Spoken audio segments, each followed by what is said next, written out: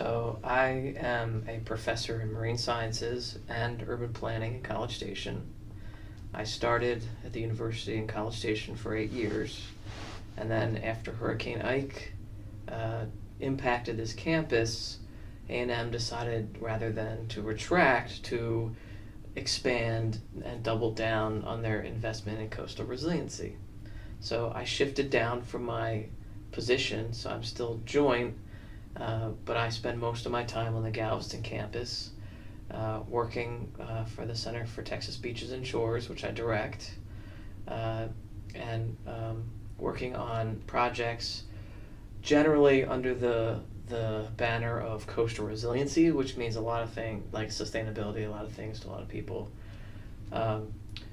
We primarily look at the impact of humans on the natural environment, particularly building development, population growth. We also look at the impact of the natural environment on human communities via hurricanes, other acute natural hazards, and chronic hazards like flooding and climate change, and sometimes even drought and slow onset weather events. And then the third component of our research is we look at the interaction between the two, and that's the magic of resiliency. So what are humans doing to make the effects of these natural hazards worse? Mm-hmm. And we understand what the impacts are, mostly economic. We understand what's driving those impacts, and then we research how to mitigate or reduce those adverse impacts. Most of what we're doing now is either climate change related, wetland management related, or acute or chronic flooding. Houston is one of the most flood prone and flood impacted places in the world economically, and so it's a really good place to be situated. It's almost like we have a living lab. We are living the experience of flood resiliency, which makes us better researchers and teachers. I teach graduate seminar courses when there's always a class in College Station and a class in Galveston, and I use basic technology like WebEx or Skype or Google Hangout to connect the two classes. So these are live classes where you still have to go. They're not online classes. You have to go, you have to participate, and they're highly interdisciplinary. And I think that's a testament to the need to have many disciplines at play to understand these problems, from engineering and architecture to political science, economics, and planning. And that's why here in the center we have this amazing cadre of researchers, young faculty up to senior faculty from different disciplines, and we're discussing and working together the best we can on joint projects to better understand the problem, what mitigates these problems, and then convey that to decision makers and the general public. That's great. And I love being part of it. Yes, you are a key part of it.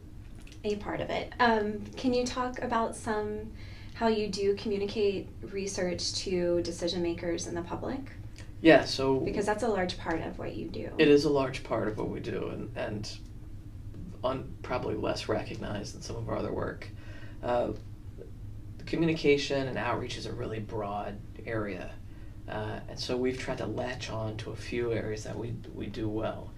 And really, it's the first area is our web-based tools, GIS-based tools over the web, where anybody with an internet connection can see the consequences of living on the coast. And so all of our research data goes onto these web platforms. There are different components to it, where a resident or a decision maker can look at floodplain boundaries, socioeconomic patterns, flood impact, landscapes of flood impact, and then analyze that data in a customized way to better inform specific decisions or general knowledge.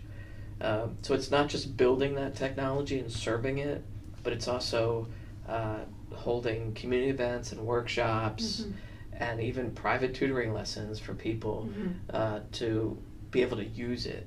And so we've got a couple really good faculty and researchers who take part in that.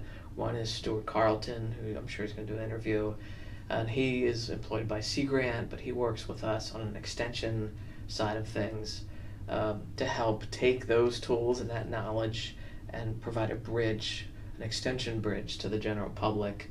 We also have David Retchless, who is a geographer, assistant professor. I'm sure they're all doing interviews, and he looks at how people learn with maps and is very good at GIS and web-based applications. And so he's interested not in just building the system, but studying how people engage in these systems and can learn from using them. We also have a pretty large National Science Foundation grant. It's called the Program for International Research and Education. Our specific program is on flood risk reduction between the United States and the Netherlands. And as part of that research project or research program, we do a lot of what we call outreach to community groups in both countries. We also send students every year, 15 students a year for several weeks, to have this in-depth learning experience and research experience where they're in the Netherlands and they come back and they augment their own degree, or they import the knowledge they learn and help communities locally. And that program has a very large emphasis on not just doing their research, but having that research be converted to action through community engagement. Right. And so those are a few things that we do. We also have a communications manager who produces materials that are more digestible than the 300-page reports we write, or the academic articles we publish that 3 people read. She's helping with the websites, producing our newsletter. Our websites are getting hundreds of thousands of hits. Our most recent web-based tool is called Buyers Beware. And so we've taken the power of WebGIS and we've distilled it down, and the data, we've distilled it down to almost a Zillow-like program where someone can put an address or click on a parcel and get a risk score, not just flooding, but air pollution, proximity to contaminated sites, toxic release sites, in a way that's very easy to understand with colors and high, medium, and lows. Same data we use for National Science Foundation research, but packaged in a way that a home buyer or seller or average citizen can understand.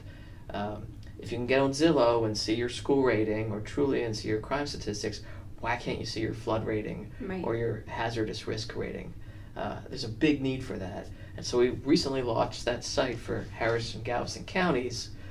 The site broke because we exceeded the limit for free Google queries, which is 25,000 queries in 24 hours. Wow.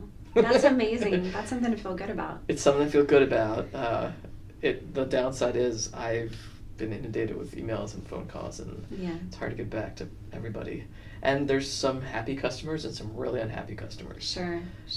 Because it changes the conversation about how people view homeownership and how they're engaging in that process. Right. And we're taking public data and putting it up on a public website, but a lot of people don't want to know that their home is flood prone if they already own it, because they're worried that the value will.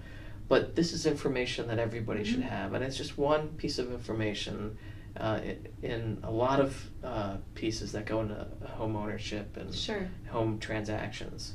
It surprises me that people are so passionate about something that we're not making anything up, or it's not proprietary, it's basic public, mostly federal information up there. The home buyers really want to know this information. Absolutely. And I've been calling for it for years and years. It's interesting that it's the same data that we have on other web components, the same data that we publish in peer-reviewed journals, the same quality. We're just displaying and communicating it in a way that I think resonates with people. And for me, it's been a journey. It's taken 15 years to get to this point. Mm-hmm. And I still have a long way to go. And really my success is because I'm surrounded by really good, smart, passionate people. But it's taken us a long time to get to this stage where we feel like we can start to understand what the public needs and how that may be different than what decision makers need, and how that's certainly different than what the scientific academic community needs. Our goal is to have single projects, lines of inquiry that can meet all those needs at the same time. Right. And if you do that, you'll be successful. So I'm still learning. Well, sure. Well, can you talk just for a minute about what legislatures are asking you for? Because I know that you've given testimony in Austin, and I think also to the federal government in DC. They're really interested in our work on economic impact. So, my career started, you may not know, I was focused on wetlands and biodiversity. And I would go and give these talks and the importance of wetlands, for example, or open space for biodiversity, water quality. And unless you were an academic, it was a snooze fest. Mm-hmm. I then took the same methods, along with other really good people, Wes Highfield, Amaja Grover, others, and we, instead of looking at habitat and environmental quality, we looked at economics, in this sense, flood loss. And then I went and started giving talks on the role of wetlands and open space and other things, and how that influences flood loss. And they were jumping into the aisles with excitement, enthusiasm, and wanting more. Again, same thing. I mean, it's a weird career experience. Just I changed the dependent variable. Yeah. And everyone's really excited. And so what people want to hear about is the work we've done. And again, I'm part of a team of people. Wes Highfield's super important here in that the work we've done for FEMA and Homeland Security and NSF on which mitigation or policies or which characteristics in a community lead to reduced losses at different scales. It could be a county, it could be a community, and now we've broken down to the parcel level. And that's what people want to talk about. They want to know, okay, if I do this, how much is this going to save me? And we do that. The one thing is for students to understand is that as an academic, we, as a scientist, we hedge, because that's the way data analysis works. So for me, it's on average per year, per community, if you implement this policy, you'll have avoided losses of on average this much, or a range. Well, that's really hard for the average person to understand, for the media certainly report on. And so then, it gets converted into, I have this, I've been in the media a lot for saying every 10 meters of pavement, or every square meter of pavement results in $4,000 of increased flood loss. Well, and it's like, okay, if we do this, we're going to get $4,000 more flood loss. Well, really, that's a large area over time, on average, controlling for these other variables, and that gets lost. And so we need to be really careful trying to bridge or walk the line between science and news clips and testimony that then goes into a political agenda, like building the coastal spine. Right. I'm sure you're going to get Merrill doing this too. He's a hoot. Or protecting wetlands.